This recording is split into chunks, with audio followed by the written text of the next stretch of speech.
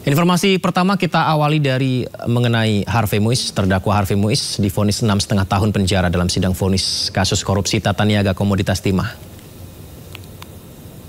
Harvey Muiz sebelumnya dituntut dengan pidana penjara 12 tahun dan denda 1 miliar dengan uang pengganti 210 miliar rupiah, pemirsa. Majelis Hakim juga menjatuhkan vonis untuk dua terdakwa lainnya, Direktur Utama PT RBT Suparta dan Reza Ardiansyah selaku Direktur Pengembangan Usaha PT RBT. Suparta divonis 8 tahun penjara, sedangkan Reza 5 tahun. Sementara itu, tim penasihat hukum Harvey Muiz mempertanyakan keputusan hakim yang memerintahkan penyitaan seluruh aset terdakwa. Itu mendengar mengenai pertimbangannya. Betul. Kalau yang tadi kita dengar itu, dan tadi kebetulan kita juga buka tuntutannya di komputer kita. Nah, kita tuh melihat itu isi pertimbangan hakim itu sama persis dengan tuntutan. Sama persis. Hanya mengubah kata bahwa menjadi menimbang. Nah, ini juga yang buat kami juga susah juga, kita mau komentar apa. Buat saya sih jadinya kita lucu, ketawa. Tapi mungkin karena terburu-buru juga kali. Karena kan seperti kita tahu, kita baru duplik hari Jumat, kemudian ini hari Senin udah harus putusan. Tadi ada tanggapan nggak dari klien Anda bahwa mungkin ada respon dilihat dari tuntutannya hanya 6 tahun dibandingkan kita belum sempat tadi melihat bagaimana tanggapan mereka, tapi yang pasti yang cukup mengejutkan yaitu harta itu loh. Harta kan kalau tadi nggak salah dengar disita semua gitu ya? Atau bagaimana ya, disita semua. Sedangkan itu banyak harta yang sudah diperoleh sebelum tempus perkara. Tempus perkaranya 2015, hartanya ada yang sudah diperoleh 2012, 2010. Nah itu kita mesti baca sih pertimbangannya seperti apa. Pemirsa, sebelumnya saat pembacaan nota pembelaan atau pledoi, Harvey Muiz, suami artis Sandra Dewi, menangis lantaran sang istri menjadi pihak yang paling dirugikan, kehilangan karir dan pekerjaan. Ia juga menyatakan rasa terima kasihnya kepada sang istri yang telah mendampinginya selama 7 tahun pernikahan. Saat menyampaikan pembelaan pada sidang pledoi Rabu siang, Harvey Muiz berulang kali menyebut nama istrinya, Sandra Dewi. Dengan berurai air mata, terdakwa korupsi kasus timah ini menyebut istrinya yang paling terdampak akibat kasus yang menjeratnya. Harvey mengungkapkan istrinya telah kehilangan popularitas, nama baik hingga kehilangan pekerjaan. Ia juga menyatakan rasa terima kasihnya kepada sang istri yang telah mendampinginya selama 7 tahun pernikahan. Saya menjadi sadar bahwa anugerah terbesar dalam hidup saya itu adalah istri saya yang mulia. Sumpah yang kami ucapkan 7 tahun lalu untuk saling menjaga pada saat susah maupun senang,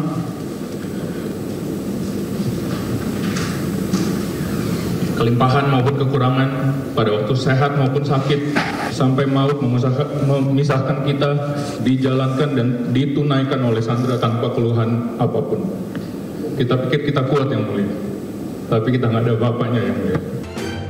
Sebelumnya dalam perkara kasus korupsi tata niaga timah ini, Pengadilan Negeri Jakarta Pusat pada 9 Desember lalu menuntut Harvey Muiz dengan pidana penjara 12 tahun dan denda 1 miliar rupiah serta uang pengganti 210 miliar. Dari Jakarta, tim liputan iNews melaporkan. Ya, kasus korupsi timah yang menjerat Harvey Muiz serta Helena Lim menjadi perhatian publik dengan nilai yang fantastis. Tidak tanggung-tanggung, pemirsa. Korupsi timah telah merugikan negara hingga 300 triliun rupiah.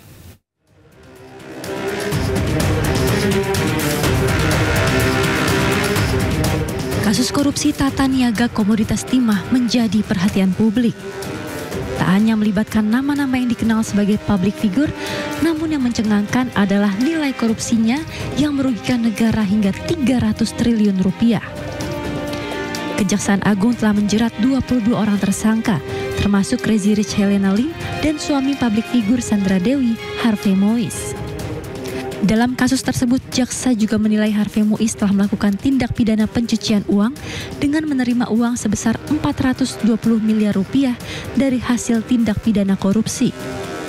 Istri Harvey Muiz, Sandra Dewi, juga beberapa kali diperiksa jaksa terkait asal-usul aset dan dugaan TPPU yang menjerat suaminya. Namun di hadapan majelis hakim, artis Sandra Dewi membantah suaminya Harvey Muiz yang menjadi terdakwa dalam kasus korupsi timah memberikan tas-tas mewah. Sandra Dewi bahkan menyebut ratusan tas branded miliknya merupakan barang endorse dari 23 toko yang ia promosikan. Sandra juga membantah mendapatkan hadiah mobil-mobil mewah dari suaminya di hari ulang tahunnya. Ia menyayangkan 141 logam mulia miliknya yang turut disita Kejagung karena bukan pemberian suaminya, melainkan endorsement sebagai brand ambassador sejumlah merek perhiasan dan hadiah dari keluarga. Sandra juga mengaku telah melakukan perjanjian pisah harta dengan Harvey Mois sebelum menikah. Tidak hanya Harvey Mois, Crazy Rich Helena Lim juga didakwa dalam kasus korupsi pengelolaan tata niaga komoditas timah di wilayah IUP PT Timah Tbk tahun 2015 hingga 2022. Jaksa mengungkap selaku manajer PT Quantum Skyline, Helena Lim membeli sejumlah aset menggunakan uang hasil korupsi. Di antaranya membeli tanah di kawasan Pantai Indah Kapuk dan Pluit, membeli rumah dan ruko di 2 wilayah yang sama, serta membeli 3 mobil mewah. Helena juga disebut memberikan fasilitas melalui tempatnya bekerja untuk suami aktris Sandra Dewi, Harvey Mois. Kita ke informasi lain pemirsa, pameran lukisan Yos Suprapto yang rencananya digelar di Galeri Nasional Jakarta beberapa hari lalu mendadak ditunda. Penundaan tersebut dilakukan karena sejumlah karya Yos dinilai vulgar.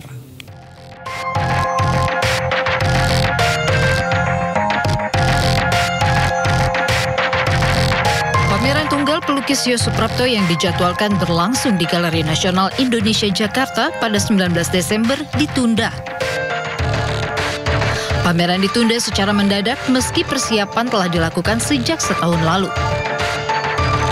Penundaan bermula dari keputusan kurator yang ditunjuk Galeri Nasional, Suwarno Wisetrotomo, yang meminta agar 3 lukisan karya Yos disensor. Alasannya karena terlalu vulgar dan tidak sesuai dengan tema pameran. Menanggapi peristiwa ini, Yos bersama dengan Yayasan Lembaga Bantuan Hukum Indonesia mengambil langkah hukum demi mendapatkan kejelasan mengenai kelanjutan dari pameran. Saya akan menggunakan pendekatan hukum, saya katakan tadi, ya. Dan ini tentunya tidak boleh sepihak. Saya akan melakukan dialog, ya, yang beradab dengan jajaran Galnas maupun Museum Cagar Budaya, ya. Dalam hal ini harus ada dialog 2 arah. Saya akan menanyakan kalau ini tetap tidak bisa diakses oleh masyarakat luas dan tetap dikunci dengan alasan apapun juga, dan karya-karya saya tetap di dalam sensorship, lebih baik tidak perlu harus ada pameran. Itu. Sementara itu, Kapolri Jenderal Listio Sigit Prabowo menyatakan pembatalan pameran lukisan seniman Yos Suprapto bukanlah ranah Polri. Yang jelas memang ada kesepakatan antara kurator dengan yang akan melaksanakan pameran. Posisi kita tidak dalam konteks itu, tapi terkait dengan masalah keamanan. Apabila memang ada permasalahan yang terkait dengan hal-hal yang dibutuhkan pelayanan dari kepolisian, kita akan bantu.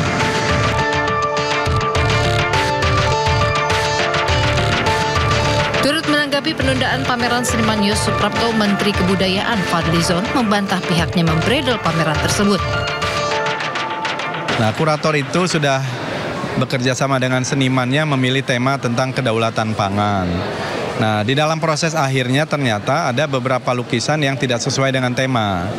Si senimannya memasang sendiri lukisan itu, bukan kurator. Jadi memasang sendiri lukisan-lukisan yang tidak disetujui oleh kurator.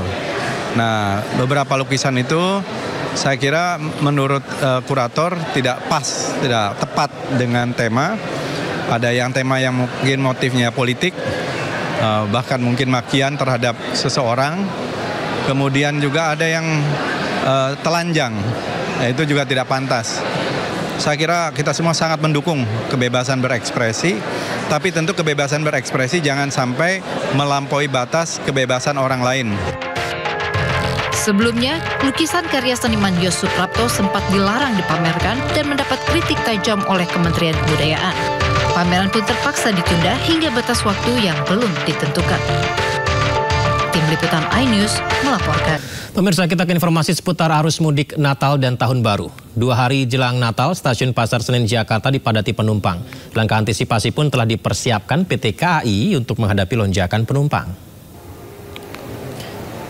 Ya, stasiun Pasar Senen dipadati oleh warga yang bepergian di musim liburan Natal dan Tahun Baru.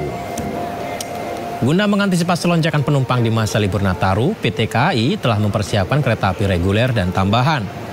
PT KAI pemirsa mempersiapkan 38 kereta api jarak jauh yang diberangkatkan dari stasiun Pasar Senen. Kereta ini beroperasi mulai tanggal 19 Desember hingga tanggal 5 Januari 2025 mendatang.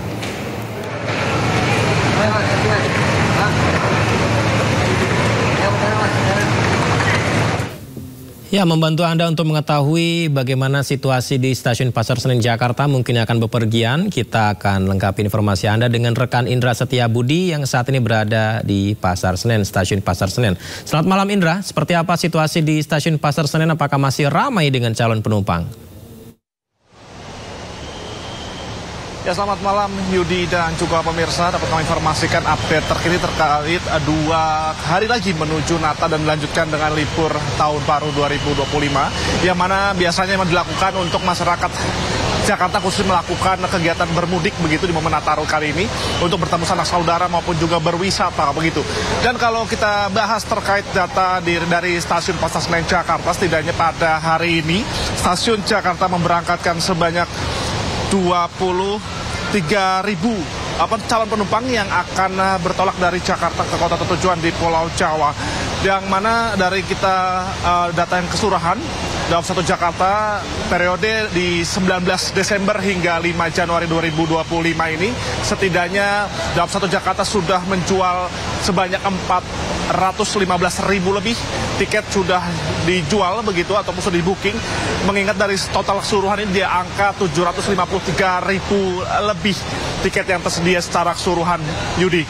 Dan kalau kita bisa bicarakan Yudi dan juga pemirsa bahwasanya saat ini sudah berlangsung landai begitu, mengingat kereta Serayu pada pukul 7 waktu Indonesia Barat sudah berangkat menuju Purwokerto, kereta jurusan terakhir. Dan kalau kita bahas lagi terkait keberangkatan yang terdekat adalah kereta Majapahit jurusan Malang ini pada pukul 19.20 sebentar lagi, dan disusul kereta Singosari pada pukul 20.055 jurusan Blitar, dan kereta terakhir akan diberangkatkan jurusan Solo Balapan dengan kereta Mataram. Yang mana kita dapat informasikan juga bahwasannya jurusan Yudi dan juga pemirsa yang menjadi favorit para pengguna kereta api menuju kota tujuan ini yakni pada kota Purwokerto, Yogyakarta, Malang, Surabaya, Pasar Turi maupun juga Bandung begitu. Dan kami juga akan sampaikan terkait puncak arus mudik di momen Nataru 2024 kali ini akan terjadi pada esok hari dan 24 Desember 2024 dan 25 Desember 2024, yang mana ini akan menjadi puncak seluruh masyarakat khususnya wilayah Jakarta yang menggunakan transportasi kereta api yang akan berangkat esok hari ini. Hampir 100% masyarakat akan berangkat esok hari begitu, mengingat memang tanggal 25 ini menunjukkan Natal yang mana masyarakat ingin melakukan Natal dan libur tahun baru bersama keluarga tercinta. Dan kami menghimbau Yudi dan juga pemirsa, pastikan kondisi Anda dalam keadaan sehat dan tidak boleh membawa barang secara berlebihan. Yudi. Baik, terima kasih Indra melaporkan langsung dari stasiun Pasar Senen Jakarta. Selamat bertugas kembali Indra. Pemirsa, kepadatan penumpang juga terjadi di stasiun KCIC Halim Jakarta Timur pada H-2 Natal Senin pagi tadi. Selain dipadati penumpang yang akan berlibur di kawasan Bandung, kereta cepat Wus juga dimanfaatkan siswa sekolah melakukan perjalanan edukasi mengisi liburan.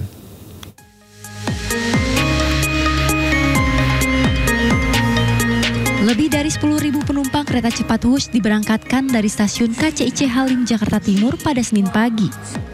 Antrian penumpang terjadi sejak jadwal keberangkatan pertama. Lonjakan penumpang diperkirakan terjadi hingga malam hari. Selama libur Natal dan Tahun Baru tercatat 115.000 penumpang melakukan perjalanan menggunakan kereta cepat Wus. Rata-rata 22.000 penumpang per hari. Tiket yang sudah terjual untuk keberangkatan hari ini ada di sekitar 10.000 tiket ya. Dan memang penjualan masih terus berlangsung karena banyak juga penumpang yang melakukan pemesanan secara go show karena tiket Wus tersedia jadwalnya cukup banyak, mencapai 48 perjalanan per Sementara jelang dibukanya stasiun KCIC Karawang, pemesanan tiket sudah bisa dilakukan sejak kemarin dengan harga tiket mulai dari Rp125.000. Tim Liputan iNews melaporkan. Ribuan penumpang memadati Bandara Soekarno-Hatta, Tangerang, Banten. Pengelola bandara mencatat jumlah penumpang mencapai 160.000 dengan pergerakan mencapai lebih dari 1.000 penerbangan.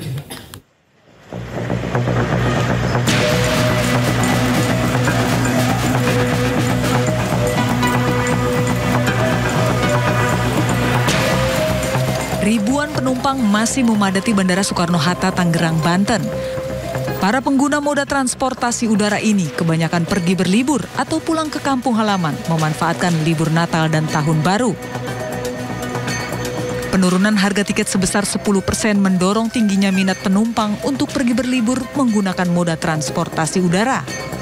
Pulang kampung? Mau pulang kampung. Kenapa memilihnya hari? Karena harga tiket turun hari ini. Oh, pulang kampungnya kemana? Ke Balikpapan. Sementara menurut pengelola bandara, jumlah pergerakan penumpang hari ini mencapai 159.000 orang. Dan untuk pergerakan pesawat berjumlah 1.071 penerbangan hari ini. Melihat data perkiraan di hari ini, memang hari ini terjadi sedikit penurunan. Menurut data yang kami terima ada sekitar 159.000 penumpang yang akan datang dan berangkat melalui Bandara Soekarno-Hatta. Dan untuk penerbangannya sekitar 1.073 penerbangan. Dibandingkan kemarin di Sabtu dan Minggu itu memang terjadi peak season ya, yaitu sekitar 190.000 penumpang yang melewati Bandara Soekarno-Hatta.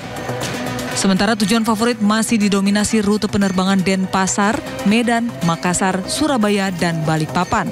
Para penumpang diimbau untuk datang ke bandara 3 jam lebih awal untuk menghindari penumpukan antrian saat akan check-in. Dari Tangerang, Banten, Hasnugara, iNews melaporkan. Kondisi arus lalu lintas penyeberangan kendaraan di Pelabuhan Merak Cilegon, Banten ramai pemirsa. Volume kendaraan dan penumpang terjadi pada H-2 Natal dan Tahun Baru di Pelabuhan Merak, Banten. Jumlah kendaraan roda 2 yang telah menyeberang mencapai 1.406 unit. Kendaraan roda 4 mencapai 6.027 unit. Otoritas Pelabuhan Kelas 1 Banten pun menerapkan 3 skenario dengan menambah jumlah pengoperasian kapal yang sebelumnya berjumlah 28 akan ditambah menjadi 33 kapal untuk mengurai kepadatan arus kendaraan.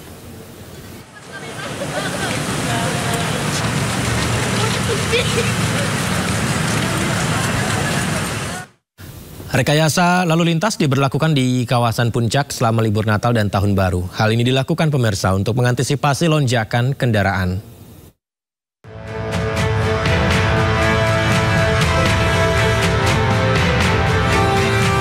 Satlantas Polres Bogor menerapkan sejumlah rekayasa lalu lintas di kawasan Puncak selama libur Natal dan Tahun Baru.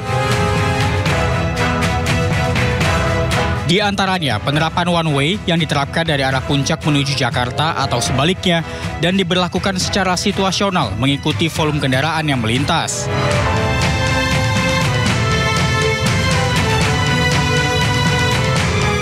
Kemudian penerapan ganjil genap diterapkan dari tanggal 25 hingga 31 Desember 2024. Sistem ganjil genap akan diberlakukan di 2 lokasi utama.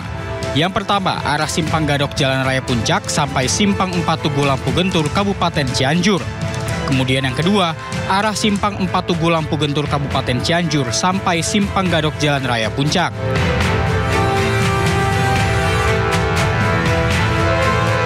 Dan nantinya pada malam perayaan Tahun Baru 31 Desember 2024 akan diadakan Car Free Night, di mana nantinya sejak pukul 18 waktu Indonesia Barat, kendaraan roda 4 yang akan menuju Puncak dilarang melintas. Selanjutnya pukul 22 hingga 00.30 waktu Indonesia Barat akan dilakukan penyekatan untuk kendaraan roda 2 di 6 titik. Di antaranya jalur arteri Pasir Angin, Simpang Megamendung, Simpang Lokawiratama, Pasar Cisarua, Simpang Taman Safari, dan rest area Gunung Mas. Tim Liputan, iNews melaporkan. Ya pemirsa, setelah aksi pemerasannya viral di media sosial, seorang joki penunjuk jalan di kawasan Puncak Bogor ditangkap polisi. Joki pelaku pemerasan diketahui mematok tarif hingga Rp850.000. Bapak bilang seikhlasnya, 850.000, mending saya jalan sendiri. Masyarakat yang alternatif, saya tanya, Bapak mau dibayar berapa? Bapak bilang seikhlasnya. Setelah aksi pemerasannya viral di media sosial, seorang joki penunjuk jalan di kawasan Puncak Bogor ditangkap polisi. 850.000, mending saya jalan sendiri. Iya. Saya juga udah 2 jam udah muter-muter sih Pak. Saya nggak mau. Tak tanggung-tanggung, pelaku Cecep Nuridin meminta bayaran hingga Rp850.000.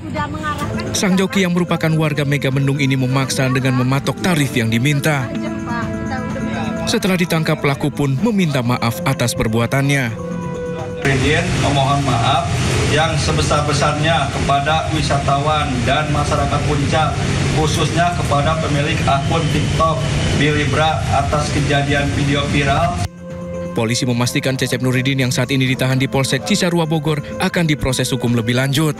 Dia juga sudah mengakuinya, maka dari itu kami akan melakukan proses hukum lebih lanjut.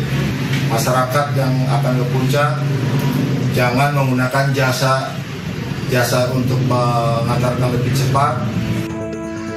Polisi mengingatkan agar pengendara tidak menggunakan joki saat akan berwisata ke kawasan Puncak. Dari Bogor, Jawa Barat, Wildan Hidayat, iNews melaporkan. Pemirsa, sebuah bus berisi pelajar mengalami kecelakaan di Tol Lawang, Malang, Jawa Timur.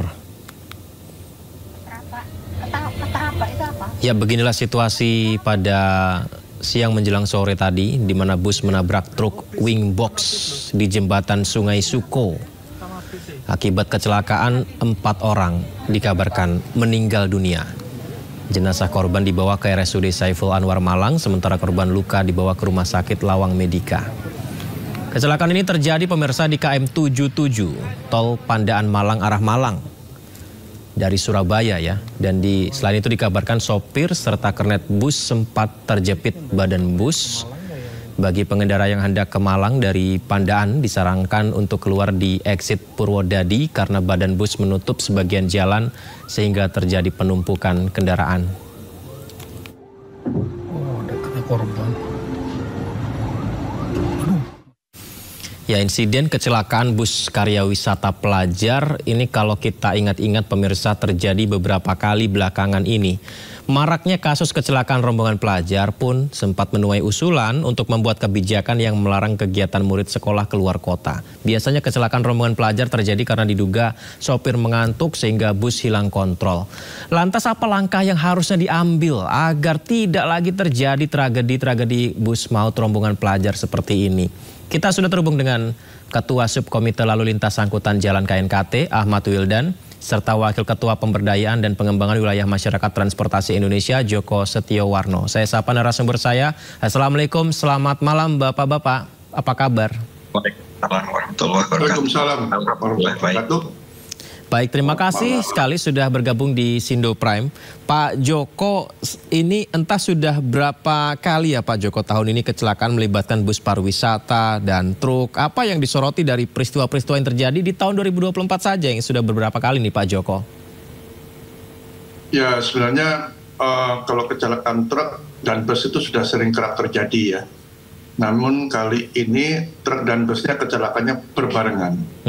Namun kita belum tahu siapa yang salah, artinya apakah karena busnya yang menyalahi atau angkutan barangnya. Namun dari cerita sekilas yang kami dapat dari keterangan Kapolresta Malang menyebutkan bahwa angkutan barang ini kan dia berhenti di bahu jalan, kemudian diganjal, tidak kuat diganjal, dia akhirnya berjalan mundur. Ini istilahnya kalau dijawab kunduran itu maksudnya berjalan mundur ya.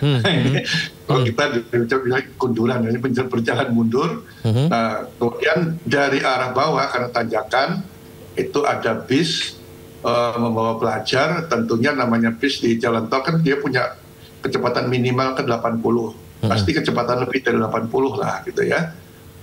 itu sekitar itulah, karena kecepatan di tol itu kan minimal 80 maksimal 100, jadi kemungkinan bisnya 80 kecepatan tinggi. Dia mungkin tidak melihat juga ada tiba-tiba truk yang berjalan mundur tadi. Kemungkinan seperti itu ya yang terjadi. Tapi kita masih menunggu informasi sejauh mana apakah ini memang kelebihan muatan ya atau memang karena sopirnya mengantuk, ini belum bisa dipastikan, kita masih menunggu lah. Tapi kalau saya masih melihat bahwa kemungkinannya kalau truk tidak kuat itu bisa juga karena kondisi mesinnya, sararnya, atau juga memang lebih muatan. Karena kalau saya lihat di jalan raya sekarang sulit sekali menemukan truk kalau bawa barang tidak bisa muatan lebih. Sangat minim. Rata-rata ya minimal muatan lebih. Syukur-syukur bisa dimensinya lebih. Itu sangat diharapkan pengusaha. Kalau sekarang ya kondisinya begitu. Tapi ya akhirnya kan mesti ujung-ujungnya kecelakaan. Ya ini yang menjadi keprihatinan bersama saat ini. Baik, izin Pak Wildan, kalau di KNKT apakah ada informasi Pak Wildan mengenai kronologis kecelakaan di Tol Lawang ini? Bagaimana sebenarnya, apakah seperti yang disampaikan Pak Joko tadi? Dan mungkin yang disoroti Pak Wildan seperti apa? Jadi untuk saat ini KNKT belum memutuskan untuk melakukan investigasi dan kita belum memiliki cukup data yang valid yang bisa dipertanggungjawabkan. Jadi semua data masih berasal dari media sosial dan sebagainya. Jadi saat ini KNKT belum bisa memberikan statement apapun terkait dengan kecelakaan itu. Namun demikian, kalau hal-hal yang terkait dengan kendaraan yang tidak kuat nanjak, kalau kita perhatikan sebenarnya slope atau gradien di jalan tol itu sebenarnya masih fine-fine aja. Hampir nggak ada yang di atas 10% itu nggak ada. Sementara gradability truck itu sebenarnya bisa lebih dari 30%. Artinya kemampuan nanjak truk dengan daya angkut yang sesuai itu bisa di atas 30% masih bisa. Masih bisa. Ya? Tapi ketika pada saat kondisi pengemudi salah menggunakan transmisi, kemudian mesin tidak mencapai torsinya, dia akan memungkinkan dia nggak akan kuat nanjak. Jadi bisa jadi hal ini terjadi karena pengemudi salah menempatkan transmisi. Bisa jadi ya, ini bukan kesimpulan. Karena ketika pengemudi salah menggunakan transmisi, katakanlah pakai gigi 4 atau gigi 5, maka nggak akan tercapai torsi dan dia nggak akan kuat nanjak. Itu bisa jadi karena kita pernah melakukan investigasi hal yang sama seperti itu, kurang lebihnya. Kalau gitu Pak Wildan, kecelakaan yang kerap melibatkan kendaraan besar seperti di tol ini kan beberapa kali terjadi di tahun ini. Apakah mayoritas human error, apakah checking mesin kendaraan yang buruk, atau justru rambu lalu lintas yang kurang, Pak Wildan? Ditahan dulu Pak Wildan, jawabannya setelah jeda. Kita akan segera kembali, pemirsa tetap di Sindo Prime. Baik, kita lanjutkan Pak Wildan, izin ini kita lanjutkan. Jadi mayoritas kecelakaan yang melibatkan kendaraan besar di tahun itu karena human error kah, checking mesin kendaraan yang buruk kah, atau justru rambu lalin yang kurang, Pak Wildan? Jadi gini, perlu kita waspadai dan cermati data dari Jasa Marga bahwa di tahun 2023 kemarin, ini jumlah truk yang beroperasi di jalan tol hanya sebesar 12%. 12%. Tapi dia terlibat dalam jumlah kecelakaan sebesar 49%. Ini menjadi anomali ya. Jadi dia jumlahnya paling kecil, tapi justru dia terlibat kecelakaan paling banyak. Jadi harus menjadi perhatian kita. Kemudian dari beberapa kejadian kecelakaan seperti yang di Ciater itu sebenarnya didominasi masalah malfunction pada sistem rem. Kalau di Ciater kemarin itu adalah adanya kebocoran di relay valve, temuan-temuan kami. Dan pada saat di Cipali ada sebuah truk yang tiba-tiba berhenti di tengah jalan dan ditabrak elf dari belakang, 11 orang meninggal. Itu karena air hose atau saluran pneumatiknya lepas, dan ketika lepas otomatis tabung angin terkuras habis dan roda ngelok. Sehingga dia berhenti tiba-tiba di tengah jalan. Tadi yang mungkin kasus yang di Cipularang bisa jadi juga seperti itu. Ada saluran yang lepas dan sebagainya atau bocor sehingga dia ngelok dengan sendirinya dan ditabrak dari belakang. Jadi selain daripada human error, kita nemukan juga kondisi-kondisi bus dan truk kita, kondisi sistem remnya banyak yang nggak terawat, malfunction. Kemarin kita dampingi Kementerian Perhubungan melakukan ramcek di Guci secara sampling. Kita juga nemukan satu bus wisata tersebut ternyata ada kebocoran di relay valve dan sebagainya, dan langsung kita sarankan agar diperbaiki sebelum turun dan sebagainya. Nah, ini yang harus menjadi perhatian kita, bahwa banyak kendaraan-kendaraan besar kita yang kondisi-kondisi sistem remnya ini juga dalam kondisi tidak baik. Lantas kalau kelayakan pengemudinya bagaimana Pak? Apakah cukup siap dan memiliki lisensi yang baik untuk mengendarai kendaraan-kendaraan besar baik bis maupun truk? Sejauh ini justru masalah fatigue yang mendominasi ya. Karena kita sendiri saat ini dengan Kementerian Perhubungan dan Kementerian Tenaga Kerja sedang menyusun konsep rancangan peraturan menteri yang mengatur waktu kerja, waktu libur, waktu istirahat, dan tempat istirahat bagi pengemudi. Saat ini kerja pengemudi ini nggak terlindungi Pak. Semua pengemudi ini tidak ada yang ngawasi bagaimana mereka bekerja, bagaimana mereka istirahat, di mana mereka istirahat. Dan semua pengemudi baik bus dan truk itu adalah mitra, bukan pekerja. Nah, ini menjadi menyulitkan sehingga nggak tersentuh oleh undang-undang ketenaga kerjaan dan sebagainya. Ini yang sedang pemerintah perbaiki. Kami KNKT bersama dengan Kementerian Perhubungan, dengan Kementerian Tenaga Kerja, ini sedang intens menggodok regulasi yang terkait dengan pengaturan waktu kerja, waktu libur, waktu istirahat, tempat istirahat bagi pengemudi, karena angka kecelakaan karena fatigue ini udah cukup tinggi dan mendominasi kecelakaan bus dan truk di Indonesia. Bicara soal jam kerja, saya juga beberapa kali kalau datang ke wilayah yang banyak kendaraan besar seperti di wilayah Parung Panjang, Bekasi, itu truk-truk besar harus melalui jalan yang macet panjang, kemudian juga harus sampai besok juga bekerja lagi. Seperti memang itu harus digarisbawahi Pak Wildan mengenai jam kerja dan perlindungan keselamatan mereka. Iya, kita harus mengatur waktu kerja, waktu libur, waktu istirahat, dan hak-hak mereka pada saat libur. Saat ini pada saat mereka libur, mereka nggak dapat hak karena mereka bukan pekerja. Mereka adalah mitra. Mereka hanya dapat uang kalau mereka bekerja. Pada saat mereka libur, kapan aja mereka nggak akan dapat hak pendapatan. Nah, ini akan menyulitkan kalaupun kita membuat regulasi tanpa melakukan perubahan sistem cara kerjanya, juga akan mubazir. Sehingga harus kita rubah sistemnya agar pengemudi itu adalah pekerja. Sehingga pada saat mereka memperoleh hak libur, mereka juga dapat hak keuangan dan sebagainya. Kalau kurang istirahat tentu bisa saja ada kekeliruan human error seperti ketika tanjakan mungkin kendaraan truk tersebut salah persneling dan jadi mundur ya Pak? Bisa jadi, itu namanya loss of situation awareness, jadi menurun kewaspadaannya. Jadi namanya human error itu sebenarnya ada yang skill based error karena dia nggak unskilled, karena unskilled tidak menguasai kompetensi. Ada karena loss of control, dia micro sleep, pada saat tidur pada saat mengemudi dia tidur. Ada yang namanya loss of situation awareness, dia penurunan kewaspadaan terhadap situasi sekitar. Dia terhadap human interface mesin, terhadap penggunaan transmisi dan sebagainya. Nah, ini sangat bisa terjadi ketika seseorang mengalami fatigue akut tadi. Jadi kelelahan yang menumpuk ya. Jadi katakanlah udah 4 bulan bekerja tanpa istirahat yang cukup, akhirnya fatigue akut ya. Ketika itu dia bisa menurun kewaspadaannya kapan saja. Jadi nanti pada saat dia akan mengalami penurunan kewaspadaan, dia akan bertindak di luar kompetensinya. Baik, saya ke Pak Joko kembali. Pak Joko, ada data yang menarik disampaikan Pak Wildan yang juga dari Kementerian Perhubungan, yang tadi disampaikan Pak Wildan juga dari KNKT, bahwa di tol itu truk ada 12%, tapi yang melibatkan kecelakaannya bisa 40% lebih dari truk tersebut. Nah, dengan gambaran seperti ini, artinya ada yang harus dievaluasi dong ya Pak Joko ya untuk kendaraan besar di Indonesia, khususnya untuk truk dan bus di Indonesia. Ya, memang truk ini kan dia jumlahnya sedikit, namun dia menempati nomor 2 kecelakaan sepeda motor ya. Ya, memang adanya jalan tol ini, yang dulunya truk itu sebelum ada jalan tol dia menabrak. Tapi jalan tol dia ditabrak, istilahnya tol itu tabrak depan belakang. Itu meningkat memang di jalan tol, ya, karena dia kecepatannya rendah, sementara di situ tol ada kendaraan kecepatannya tinggi, itu yang kerap terjadi. Terutama kecelakaan itu, kami setelah dia data terjadi pada jam 00.15 dini hari sampai jam 6 pagi itu paling banyak. Artinya di situ memang lelah.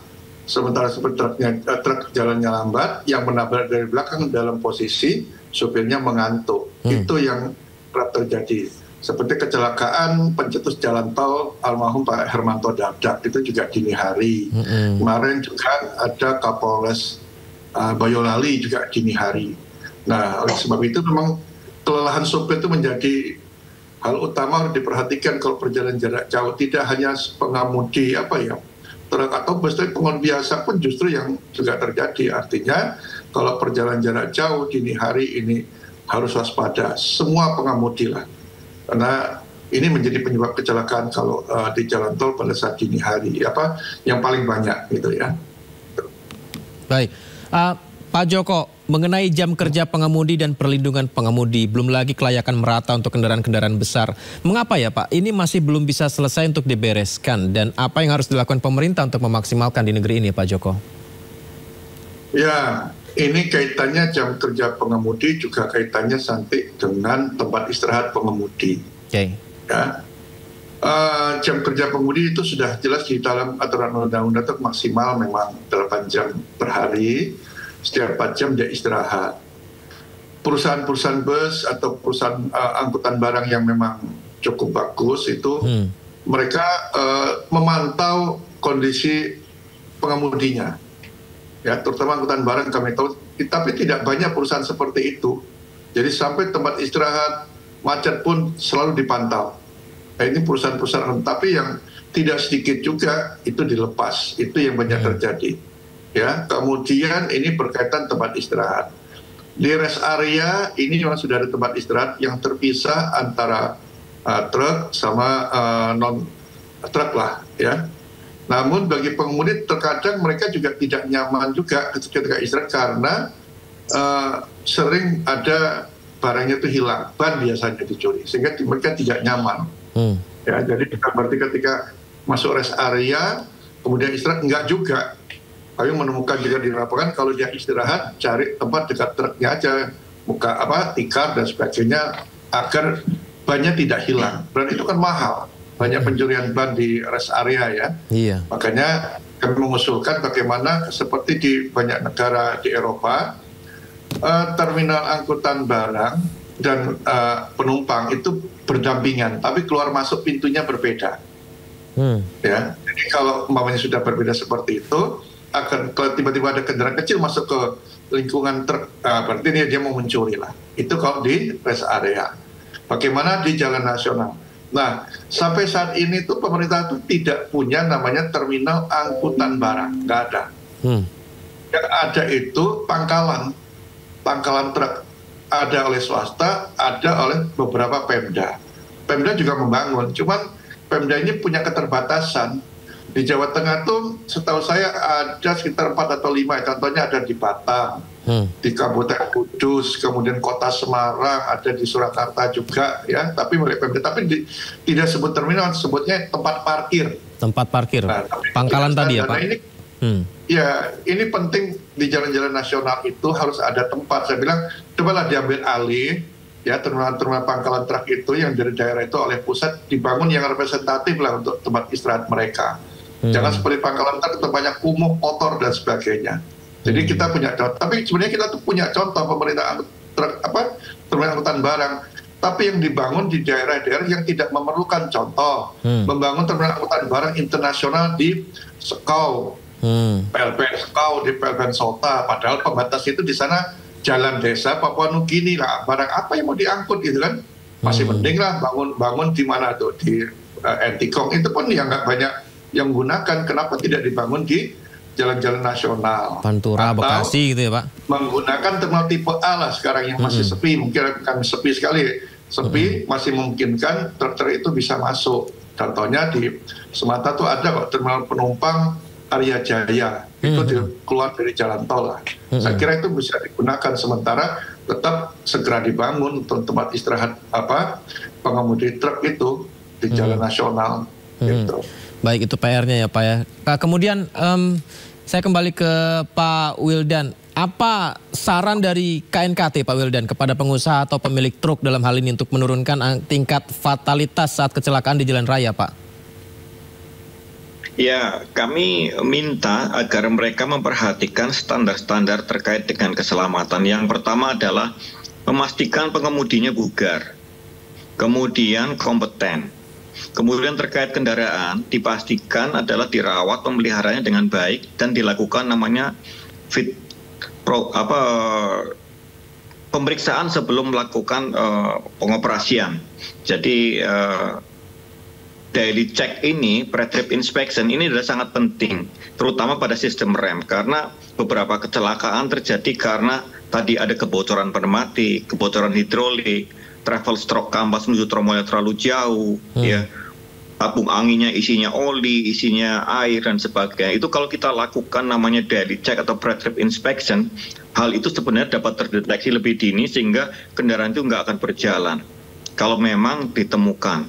Nah, oleh sebab itu kami pesan beberapa kali kepada para pengusaha transport, ada dua hal yang harus menjadi perhatian. Pertama, pastikan pengemudinya kompeten dan bugar.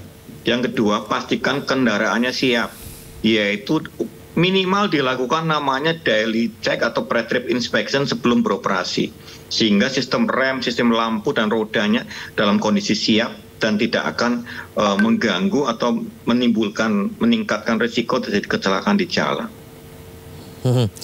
Baik, terima kasih banyak Pak Wildan dan juga Pak Joko. Kita doakan semoga saja peristiwa yang terjadi di Tol Lawang ini benar-benar menjadi pembelajaran, pengemudi seluruhnya dalam kondisi baik, kendaraannya baik, dan juga tadi catatan dari Pak Joko ada terminal angkutan barang ya Pak ya yang bisa diberikan oleh pemerintah. Terima kasih Bapak-bapak sudah bergabung di Dialog Indo Prime. Selamat malam, Assalamualaikum. Waalaikumsalam. Kita beralih ke informasi lain, pemirsa. Mahkamah Agung resmi menolak permohonan kasasi PT Sri Rejeki Isman Sritex terkait putusan pilot Pengadilan Niaga Semarang yang diajukan oleh PT Indo Barat Rayon. Permohonan kasasi Sritex telah diputuskan melalui sidang pada 18 Desember 2024 dan dibacakan Ketua Majelis Hakim Agung Hamdi dan dua anggotanya, yakni Hakim Agung Nani Indrawati dan Lukas Prakoso. Dalam laman kepaniteraan Mahkamah Agung tertulis jika amar putusan ditolak. Manajemen PT Sritex sebelumnya telah mendaftarkan kasasi pada Oktober 2024 setelah dinyatakan pilot oleh Pengadilan Negeri Niaga Semarang. Dan selanjutnya perkara itu diajukan ke MA melalui PN Semarang pada 15 November 2024.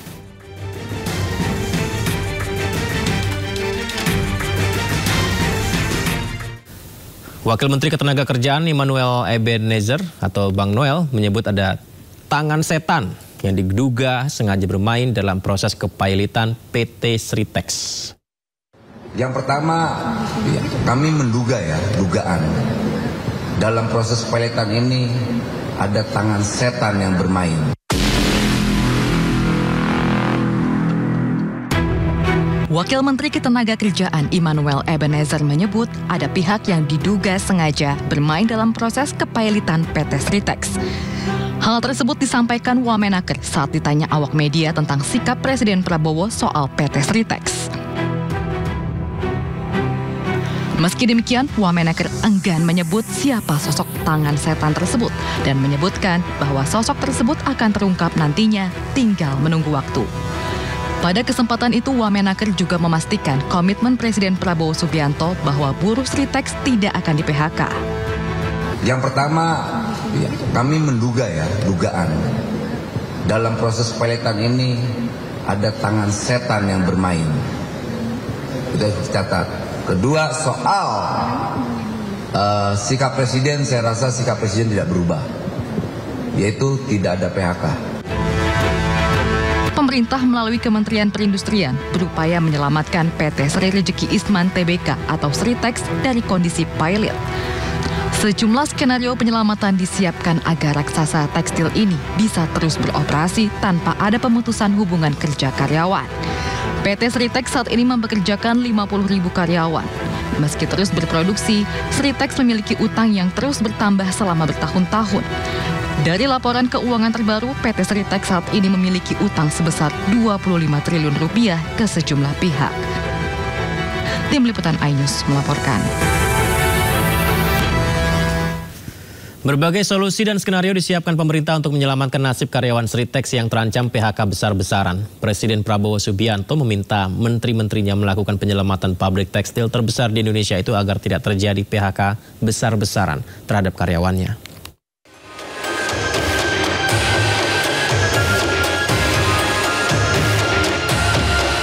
Nasib PT Sri Rejeki Isman atau Sritex berujung di tangan putusan Mahkamah Agung. MA resmi menolak permohonan kasasi Sritex terkait putusan pilot Pengadilan Niaga Semarang yang diajukan oleh salah satu krediturnya, PT Indobarat Rayon. Pemerintah sendiri sebelumnya menyatakan komitmennya untuk menyelamatkan pabrik tekstil terbesar di Indonesia yang terletak di Sukoharjo, Jawa Tengah itu. Presiden Prabowo Subianto meminta para menterinya segera melakukan langkah penyelamatan Sritex.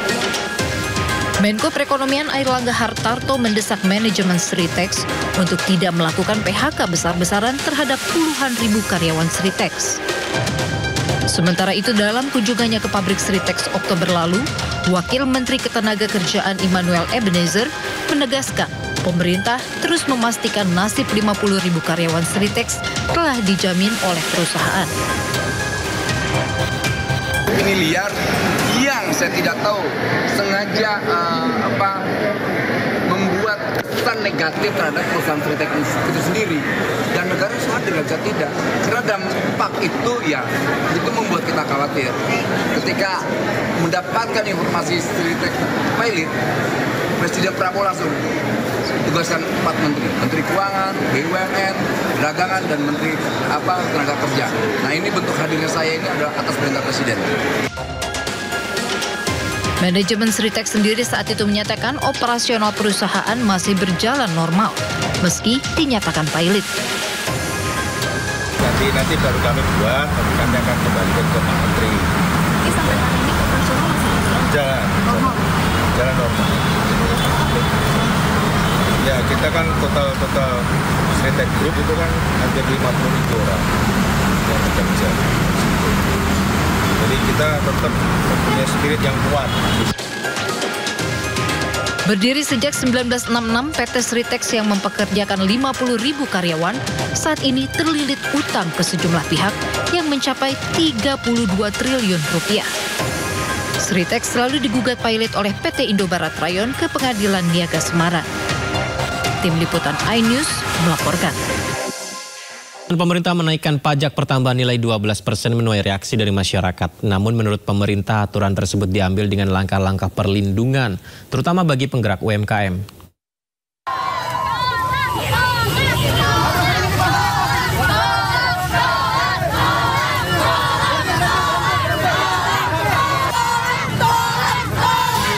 Rencana kenaikan pajak pertambahan nilai menjadi 12% awal tahun depan menuai reaksi dari masyarakat.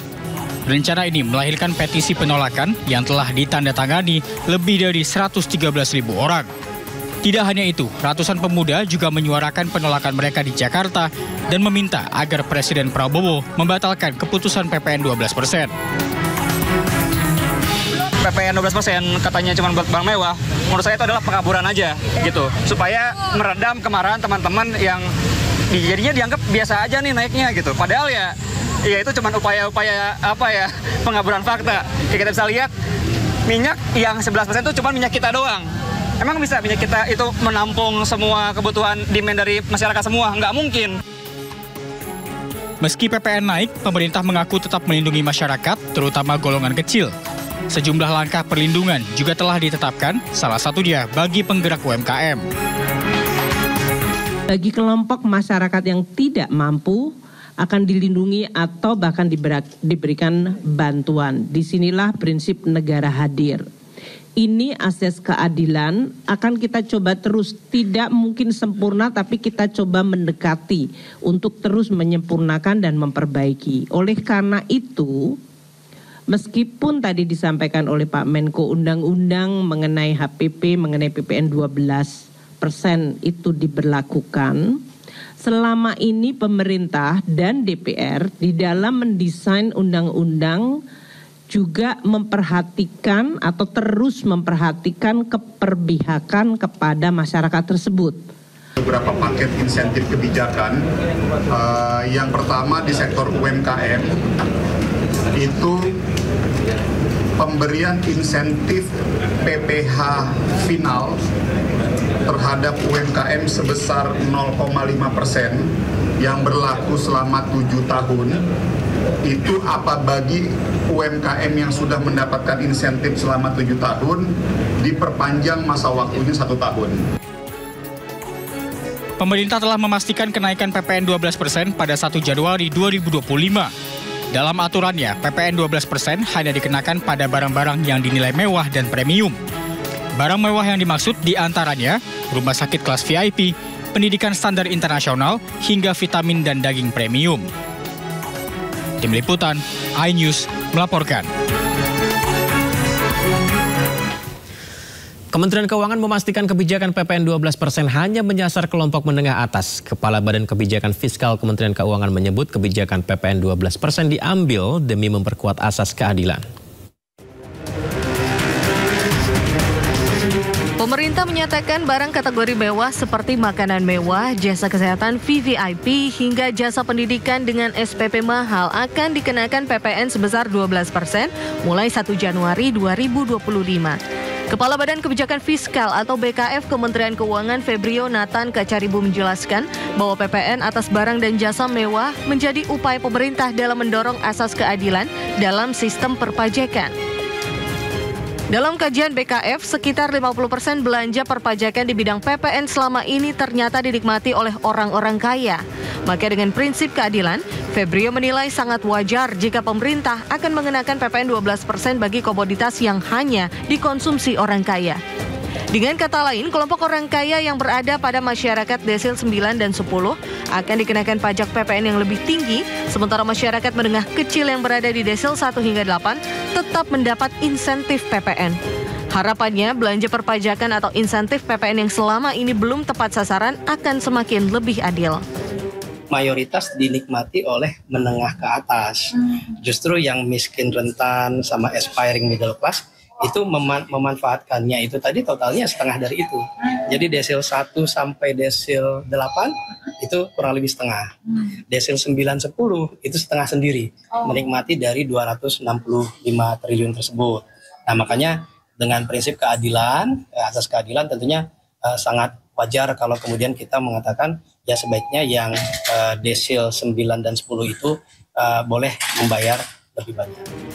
Kementerian Keuangan memproyeksikan belanja perpajakan dari PPN pada 2025 mencapai 265,6 triliun. Melalui pengenaan PPN atas barang dan jasa mewah, nantinya belanja perpajakan atau insentif PPN yang belum tepat sasaran akan semakin turun.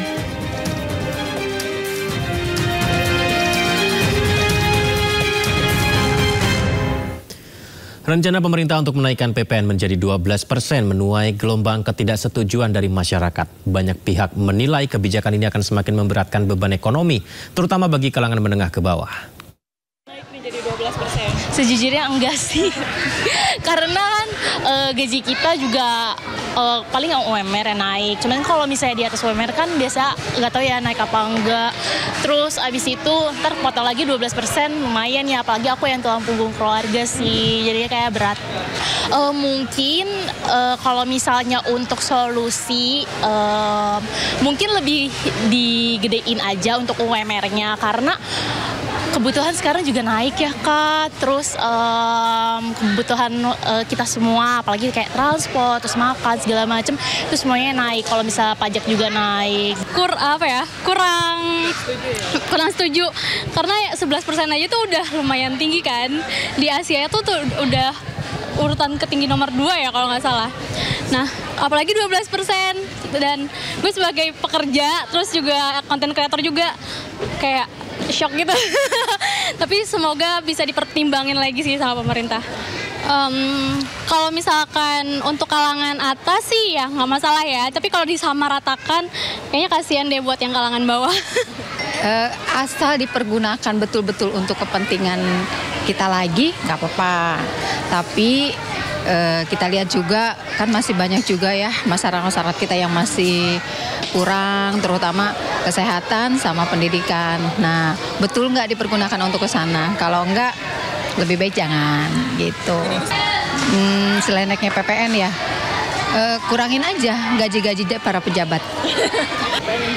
Kalau saya sih karena suka kuliner ya, jadi kurang setuju kenaikannya karena kan kalau gajinya naik sih nggak apa-apa ya. Suami aku gajinya udah berapa tahun nggak naik. Harusnya kalau mau dinaikin PPN-nya itu menjadi 12%, gaji perusahaan tuh harusnya dinaikin juga ya Mbak, gitu aja sih. Harusnya sih ya dari yang orang-orang konglomerat ya. Kalau bansos itu sebenarnya dari situ dong, jangan dari PPN ya. Karena PPN kan yang kena juga kan masyarakat ke bawah ya, yang sering makan untuk keluar gitu kan, makan makanan kuliner di luar gitu. Ya, keputusan pemerintah untuk menaikkan tarif PPN menjadi 12% mulai 1 Januari 2025 memang menuai protes dari berbagai pihak. Dan salah satu protes tergambar dalam petisi online pemirsa yang menolak kenaikan tarif PPN yang hingga kini sudah ditandatangani lebih dari 170.000 orang. Pemerintah memastikan kenaikan pajak pertambahan nilai menjadi 12% mulai 1 Januari 2025. Kebijakan ini pun menuai protes dari berbagai pihak. Protes itu datang dari aksi demonstrasi, petisi online maupun pernyataan dari sejumlah pihak masyarakat. Sebelumnya, pemerintah melalui Menteri Koordinator Bidang Perekonomian Erlangga Hartarto mengatakan bahwa kenaikan PPN penting untuk menjaga stabilitas perekonomian, perlindungan sosial sekaligus mendukung program Astacita Presiden Prabowo Subianto. Hal ini diharapkan bisa terwujud melalui peningkatan pendapatan negara. Peningkatan pendapatan negara di sektor pajak itu penting untuk mendorong program Astacita dan prioritas Bapak Presiden, baik untuk kedaulatan dan resiliensi di bidang pangan dan ketahanan kedaulatan energi. Di samping itu juga tentu penting untuk berbagai program infrastruktur, pendidikan, kesehatan, perlindungan sosial, dan juga program terkait dengan makanan bergizi. Nah, kebijakan perpajakan juga tadi sudah disampaikan menjunjung prinsip adil, gotong royong, dan mensejahterakan masyarakat. Terkait penolakan penerapan tarif PPN 12%, muncul petisi meminta pemerintah segera membatalkan kenaikan PPN. Hingga Senin 23 Desember pagi, petisi ini sudah ditandatangani oleh lebih dari 170.000 orang. Petisi ini dimulai oleh akun atas nama Bareng Warga. Petisi itu terpantau sudah diposting sejak 19 November 2024. Sementara itu, dari kalangan Ormas, Ketua Umum PP Muhammadiyah, Haidar Nasir meminta pemerintah mengkaji ulang kenaikan PPN menjadi 12% per 1 Januari 2025. Meminta setiap kebijakan yang dirumuskan berlandaskan keadilan sosial karena ia menyebut permasalahan pajak selalu terkait dengan perusahaan berskala kecil dan masyarakat kelas menengah. Ia berharap agar kebijakan soal pajak tidak menghambat semangat kemajuan di masyarakat. Terkait protes di tengah masyarakat, pemerintah pun diharapkan dapat mendengarkan aspirasi masyarakat yang ramai meminta pemerintah untuk membatalkan kenaikan tarif PPN menjadi 12% di tahun 2025.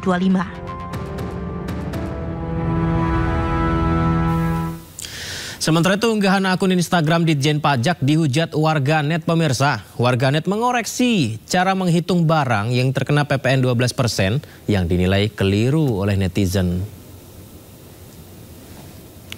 Ya, inilah pemirsa, akun Ditjen Pajak Republik Indonesia mengunggah simulasi menghitung barang yang terkena PPN 12%. Nah, menurut penghitungan DJP, kenaikan tarif PPN ini hanya akan memberikan dampak kenaikan 0,9% terhadap harga jual barang dan jasa ke konsumen. Tapi pemirsa, simulasi ini mendapat kritik dari warganet.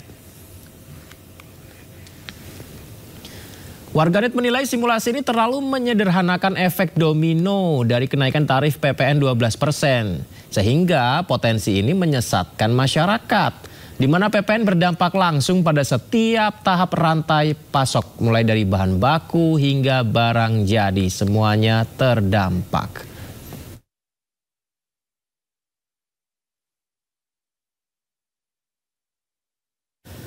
Kenaikan pajak pertambahan nilai atau PPN 12% yang akan berlaku di awal tahun 2025 mendatang diprediksi berdampak bagi sektor pariwisata juga. Kementerian Pariwisata akan mencari berbagai upaya dan kebijakan agar kenaikan pajak ini tidak terlalu membuat sektor pariwisata dalam negeri jadi lesu. Kementerian Pariwisata tengah berupaya mengantisipasi turunnya minat masyarakat berwisata di dalam negeri akibat naiknya pajak pertambahan nilai atau PPN 12%. Salah satunya dengan menggandeng sejumlah stakeholders untuk membuat paket-paket wisata yang lebih terjangkau agar masyarakat tidak merasa terbebani dengan kenaikan PPN 12%. Tentu kami dari Kementerian Pariwisata akan berupaya untuk membantu. Contoh, membuat paket-paket wisata murah yang dapat meringankan bagi wisatawan Nusantara yang terdampak PPN 12% tersebut. Akan ada pembahasan lebih lanjut ya terkait dengan bagaimana kita menyiapkan antisipasi karena ada target yang besar juga untuk wisatawan baik itu kunjungan wisata maupun wisatawan Nusantara, dan ini memang pasti yang terdampak adalah wisnusnya. Tapi kalau kita lihat data juga memang masyarakat dari beberapa tahun terakhir memang sudah menahan sejumlah pengeluaran yang non esensial.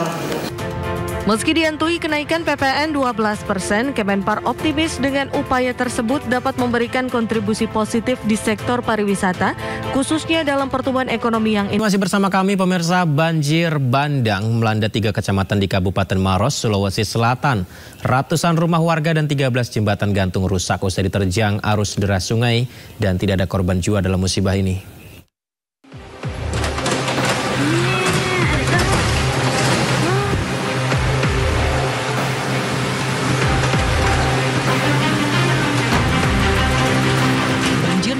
Melanda 3 kecamatan di Kabupaten Maros, Sulawesi Selatan.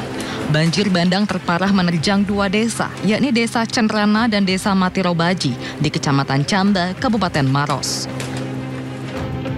Sejumlah rumah warga rusak parah, bahkan tembok salah satu sekolah ambruk akibat diterjang derasnya arus air luapan Sungai Walanae. Selain itu, 13 jembatan gantung yang menghubungkan antar kecamatan maupun desa dan dusun putus, sehingga warga terpaksa harus melintas ke jalan alternatif yang lebih jauh. Ada sekitar 300 kakak yang terdampak, dan memang beberapa fasilitas juga ikut rusak seperti sekolah, masjid, bangunan penguatan tebing, dan kerugian masyarakat itu cukup banyak. Tidak ada korban jiwa dalam bencana ini. Warga yang sempat mengungsi di sejumlah posko pengungsian pun kini sudah kembali ke rumahnya masing-masing karena genangan air telah surut. Kini pihak BPBD Maros akan berkoordinasi dengan Polres Maros dan Kodim untuk proses pembersihan sisa material banjir bandang. Dari Kabupaten Maros, Sulawesi Selatan, Wahyu Ruslan, iNews melaporkan. Banjir juga masih melanda di wilayah Kabupaten Pangkep, Sulawesi Selatan dan membuat sejumlah titik terisolir serta sulit diakses oleh kendaraan. Akibatnya warga yang terjebak banjir kesulitan mendapatkan bantuan baik logistik maupun medis.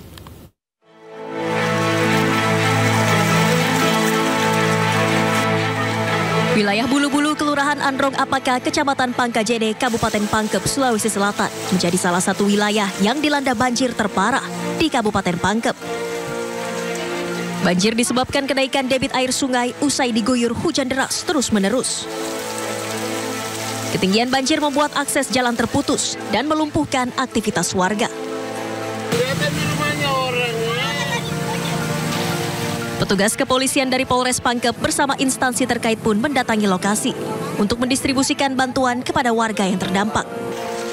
Petugas menembus banjir menggunakan motor dan perahu karet akibat akses jalan yang masih terisolir oleh banjir. Bantuan yang diberikan meliputi kebutuhan logistik berupa makanan dan kebutuhan pokok serta bantuan medis. Pesan kepada warga lebih berhati-hati ya, karena memang cuaca saat ini memang tidak mendukung ya, jadi harus selalu waspada dan ya kalau tidak perlu kemana-mana, tidak ada urusan yang penting sekali ya tetap saja di rumah. Hingga kini ribuan warga di 9 kampung di Kelurahan Androng Apaka, Kabupaten Pangkep, Sulawesi Selatan tak dapat beraktivitas akibat terdampak banjir yang melumpuhkan wilayah ini. Dari Kabupaten Pangkep, Sulawesi Selatan, Saharudin, iNews melaporkan. Tebing setinggi 50 meter, maksud kami 50 meter longsor dan menutup badan jalan penghubung dua kabupaten Mamasa dan Polewali Mandar, Sulawesi Barat. Selain longsor, 2 rumah warga jatuh ke sungai usai tergerus longsor. Awas di bawah.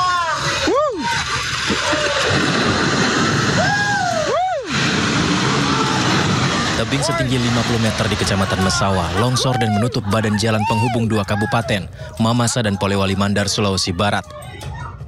Video detik-detik longsor sempat terekam kamera warga. Sejumlah warga yang berada di lokasi panik lantaran material longsor nyaris menimpa sejumlah rumah mereka yang berada di pinggir jalan.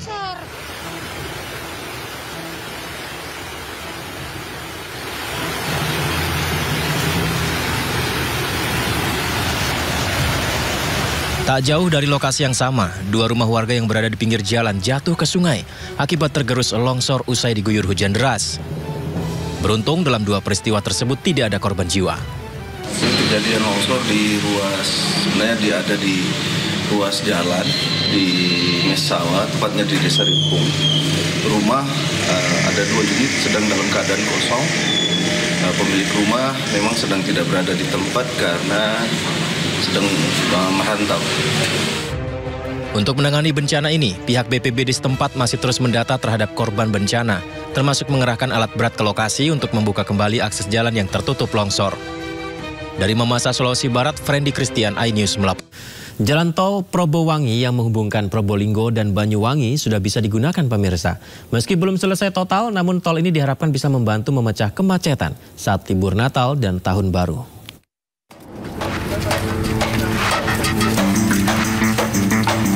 Menteri Pekerjaan Umum Dodi Hanggodo meninjau perkembangan tol Probowangi segmen 1, tepatnya di eksit tol Kraksaan, Kabupaten Probolinggo. Tol ini sudah bisa digunakan selama libur Natal dan Tahun Baru.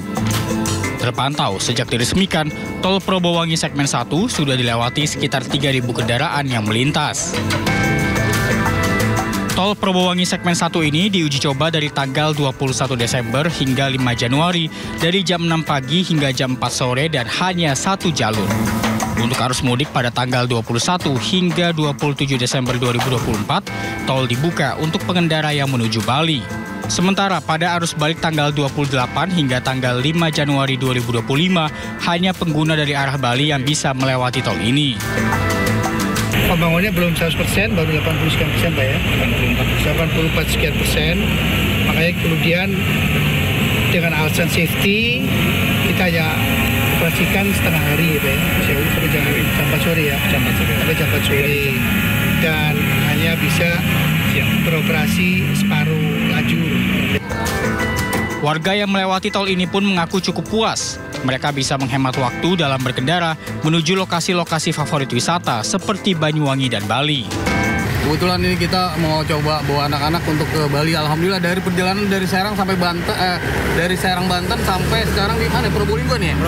Probolinggo itu alhamdulillah tidak ada kemacetan apapun.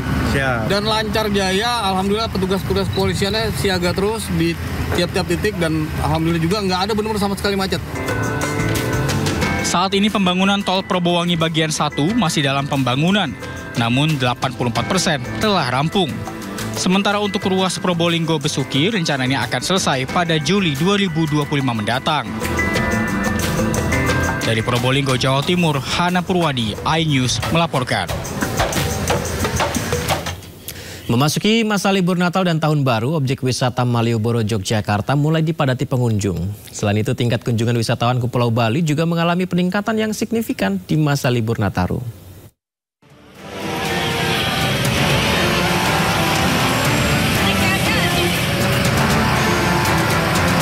Beginilah situasi objek wisata Malioboro, Yogyakarta pada masa libur Natal dan Tahun Baru hari ini. Akses masuk kawasan Malioboro terpantau padat dengan banyaknya kedatangan kendaraan wisatawan.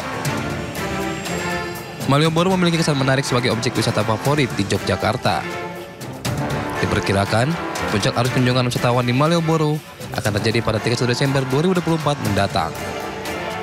Karena kan ini salah satu destinasi yang untuk kota wisata yang paling diminati kan Pak. Jadi salah satunya ke kota ini. Baru pertama kali ke Malioboro atau gimana? Baru pertama kali. Gimana kesannya gimana? Kesannya bagus. bagus, ramah. Terus kalau untuk lingkungan bersih, nyaman lah. Ramah juga sih orang-orangnya.